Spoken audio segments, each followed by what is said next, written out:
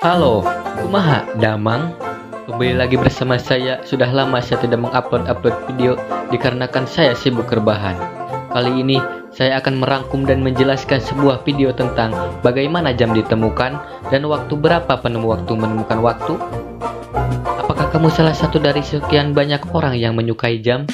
Jam adalah mesin penunjuk waktu. Jam adalah salah satu penemuan sekaligus teknologi tertua. Tanpa adanya jam, mungkin kita tidak akan tahu waktu ini pukul berapa.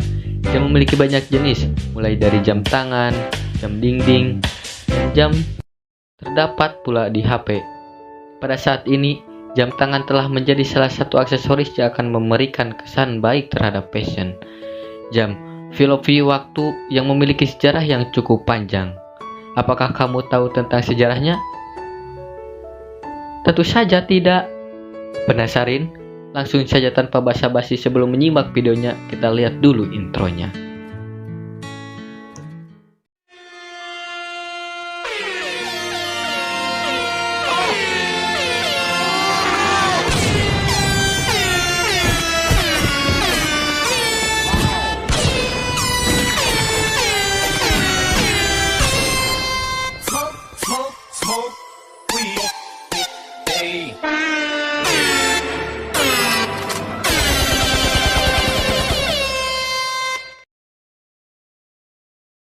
Tidak ada tanggal yang pasti mengenai penciptaan alat pertama untuk menunjukkan waktu.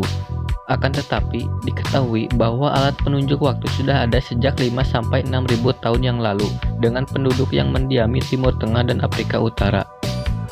Orang Mesir pada tahun 3500 sebelum Masehi mempunyai cara menunjukkan waktu dalam bentuk obelis. Obelis adalah monumen ramping, mempunyai 4 sisi meruncing yang bayang-bayangnya jatuh di pasir dan menunjukkan waktu yang berlalu. Pada waktu yang kira-kira bersamaan dengan tahun 3500 sebelum Masehi, jam matahari juga dipergunakan. Jam matahari terdiri dari lempengan bulat dengan tonjolan miring dari pusatnya. Ketika matahari bergerak, bayangan yang jatuh di lempengan itu akan menunjukkan waktu.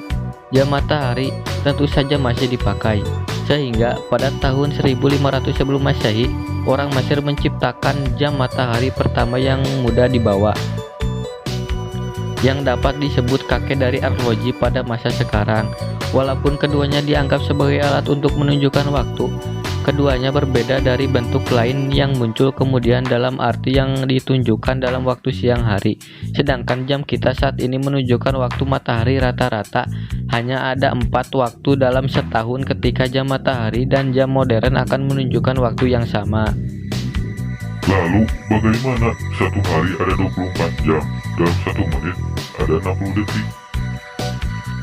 Pada sekitar tahun 1500 sebelum Masehi, orang-orang Mesir kuno menggunakan program bilangan berbasis 12, dan mereka mengembangkan sebuah program jam matahari berbentuk seperti huruf T yang diletakkan di atas tanah dan membagi waktu antara matahari terbit dan tenggelam ke dalam 12 bagian. Para ahli sejarah berpendapat orang-orang Mesir kuno menggunakan program bilangan berbasis 12 didasarkan hendak total siklus bulan dalam setahun, atau dapat juga didasari dari banyaknya jumlah sendi jari manusia. 3 tiap jari, tidak termasuk jempol, yang memungkinkan mereka menghitung hingga 12 menggunakan jempol.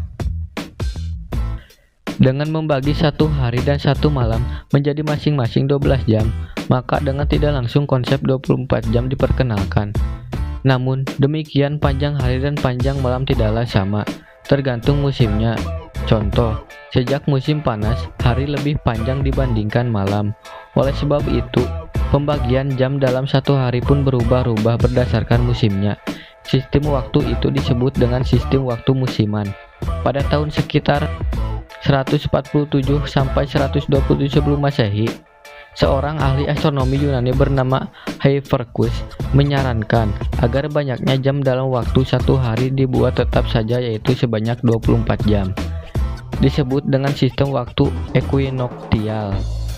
Namun, program tersebut baru diterima secara luas pada era ke-14 di Eropa saat ditemukannya jam mekanik. Eratosthenes, seorang jago astronomi Yunani lainnya, membagi sebuah lingkaran sebagai 60 bagian untuk membuat sistem geografis latitude. Teknik itu didasarkan atas sistem berbasis 60 yang digunakan oleh orang-orang Babilonia yang berdiam di Mesopotamia, yang jika ditilik lebih jauh diturunkan dari sistem yang dimanfaatkan oleh peradaban Sumeria sekitar tahun 2000 sebelum Masehi. Tidak diketahui dengan tentu mengapa menggunakan sistem bilangan berbasis 60.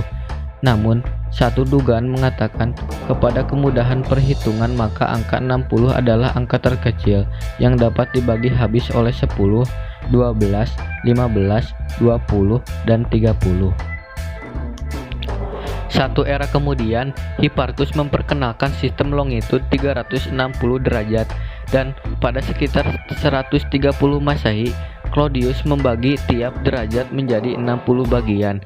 Pihak pertama disebut dengan partes minutae primae yang artinya menit pertama. Aspek yang kedua disebut partes minutae secundae atau menit kedua, dan seterusnya. Walaupun ada 60 bagian, yang digunakan hanyalah dua pihak yang awal saja, di mana pihak yang pertama sebagai menit dan aspek yang kedua sebagai detik. Sedangkan sisa 58 pihak yang lainnya membentuk satuan waktu yang lebih kecil daripada detik. Begitulah kira-kira sejarahnya yang saya tahu.